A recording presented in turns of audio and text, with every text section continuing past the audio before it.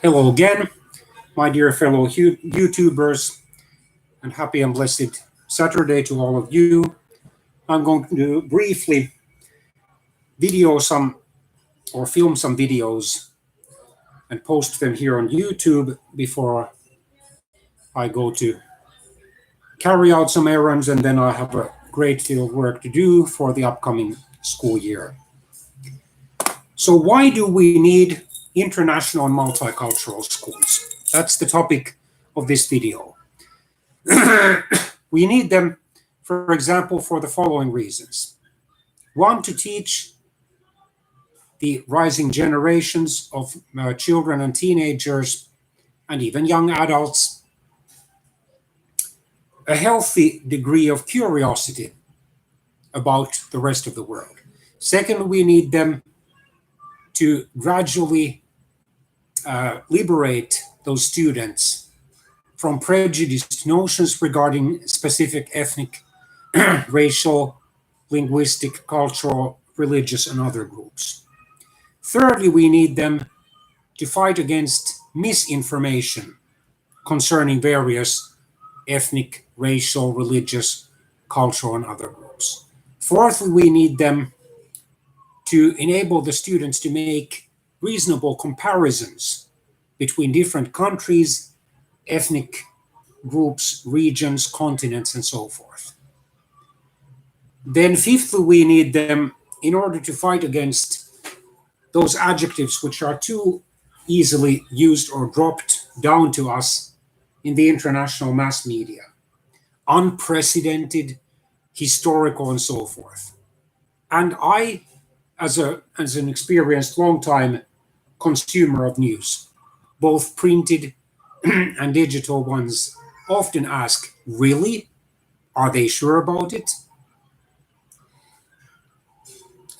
So we need to teach them media literacy, which means that they carefully and critically compare the news sources, compare the origins and sources of news, and do not automatically believe everything they hear, read, or watch.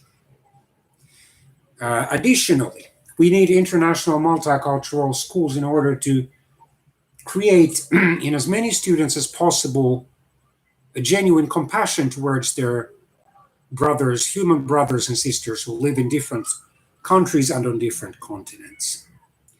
And then, of course, we need the international multicultural schools to fight against racism, which is still prevalent in many countries, probably most countries, and probably on all inhabited continents.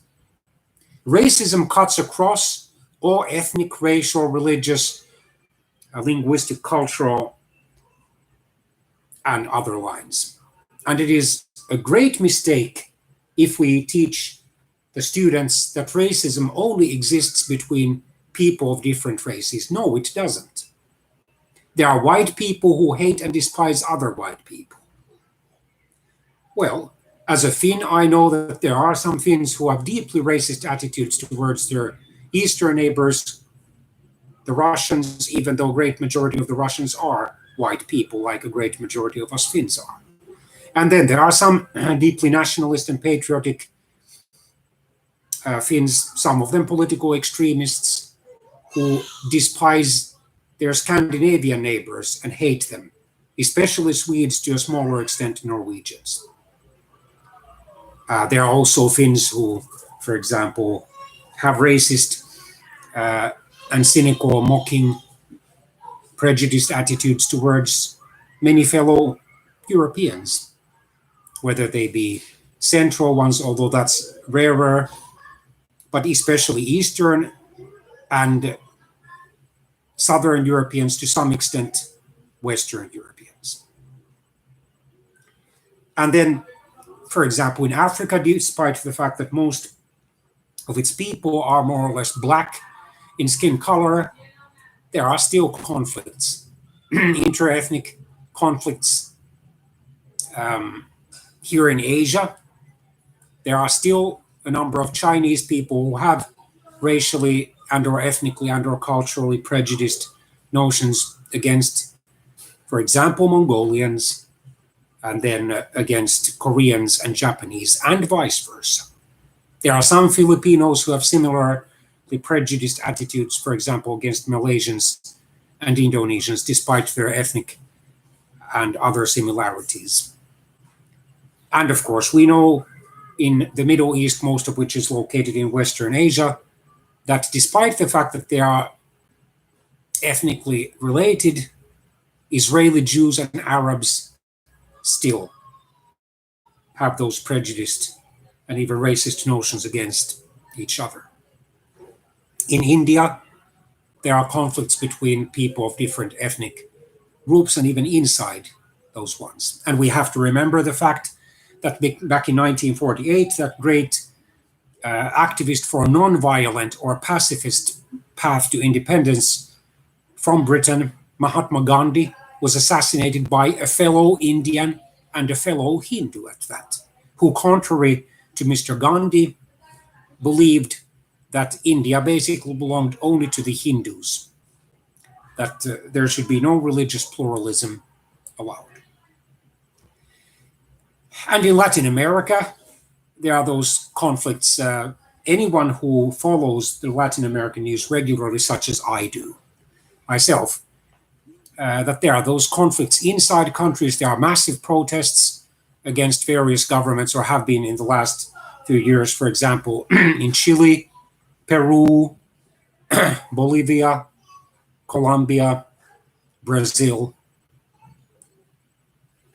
to some extent in Mexico also. And the United States is a deeply divided country, and it's not only between the white Americans, or lamentably many white Americans, and then African Americans or Black Americans, Hispanic Americans, Asian Americans, Native Americans, but there are those conflicts inside each major ethnic and racial group, even in the United States. The same is true, although probably to a smaller extent, at least as far as the truly nasty expressions of ethnic and racial discrimination and hatred and conflict are concerned, in Canada, where I lived during my distant youth. So to fight against all those abuses of rights and freedoms, we do need, and I would say even more, international multicultural schools. And I would also add, as a Bible-believing Christian, that we would need more Christian international and multicultural schools as demonstrations of how the love of God through Jesus Christ can gradually break down these barriers of ethnic, racial, cultural, linguistic, religious, church, or theological, and other prejudices. And I wish you a wonderful and blessed August ahead and time beyond that. Bye-bye.